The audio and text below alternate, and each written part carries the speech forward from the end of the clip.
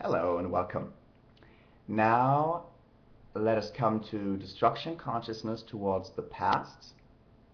And the first part about that will be anger. Now what is anger? Anger is divided in two aspects. The first one is pain. When you're angry, you always feel pain. And the second one is the intention to destroy, because with this acting out of this intention, we get again our sense of power, of safety, and of control, and therefore the pain leaves because the fear leaves that created the pain in the first place. And this is how it acts, how the energy acts chronologically in a sequence. Someone says something or does something. This triggers a fear within us, which contracts our energy. This creates pain, as we know. This is the first step of anger, this pain. Then out of this pain, of course, we birth the idea of destroying the source of pain, the seeming source of pain. And when we did that in form of revenge and attack, we get a feeling of power, of being in control, and of safety. Because we think, okay, I know now that I showed this guy who's the boss. And so he will not attack me anymore. Well, of course, this does not really function in our world, because this guy thinks in the exact way that we thought. He thinks, okay, he gave me pain, so I have to take revenge. This is the circle of attack in our social lives, yeah, in families and with friends, with co-workers, and also with countries. It is all the same in different levels of society. Now, what we can do is to understand that we have the power to get in between their saying something and our being triggered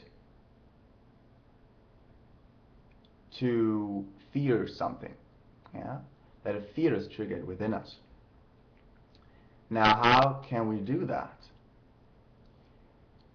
We firstly understand that when we want to attack someone, it's always to get our joy back. But not really dissolving our fear, but by, deactivating it again. It is still there, ready to be triggered again.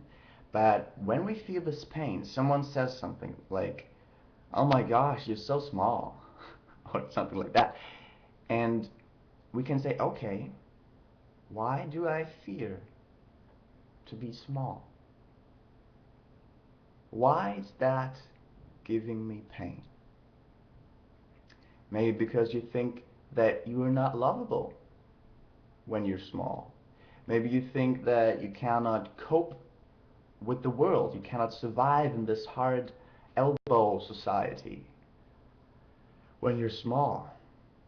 And the moment you are conscious of this thought, you can let it go. You can let it go. It's a negative belief, and you don't have to believe it. The moment you become conscious of a negative belief is the moment you can dissolve it. And you simply dissolve it by allowing yourself the knowledge that it is dissolved if you do not cling on to it anymore. Because Part of a negative belief is to think that it's hard to let go of it. And this belief, of course, comes also from fear, because it does not want to let this belief go, because it is kind of a protection for you. Don't be too happy because you're small. When you're happy and you're small, you could be attacked. And as we've learned, we are actually the safest when we are in joy and in love. Everybody melts with joy and love and does not want to attack you anymore. Okay, so we have the understanding that actually nobody brings us into pain but ourselves, and that we dissolve that by getting conscious of the fear, the thought that gives us this pain.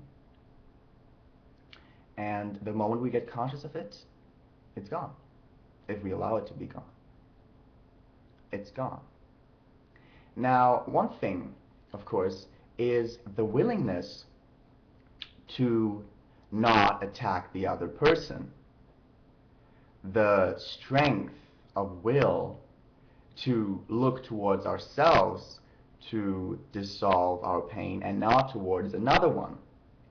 This, really scientifically expressed, is called the externalization of the source of pain that we feel and the projection onto another person. Because then we have something to destroy. And that is what fear wants to do. Fear does not want to create, because creation takes energy. It wants to destroy. So we seek someone that we can destroy. Now, and here, of course, comes in something that I call pain justification. When you are a little bit angry about something, like something gives you a little bit pain, you sometimes search for other stuff that a person may have done to you that you can feel pain about, so you justify your attack towards them so you can feel powerful. And of course, as we all know, it is not true power to destroy, but it is true power to create. True power is to stay in our love and stay in our joy. True power is to be able to not be hurt at all.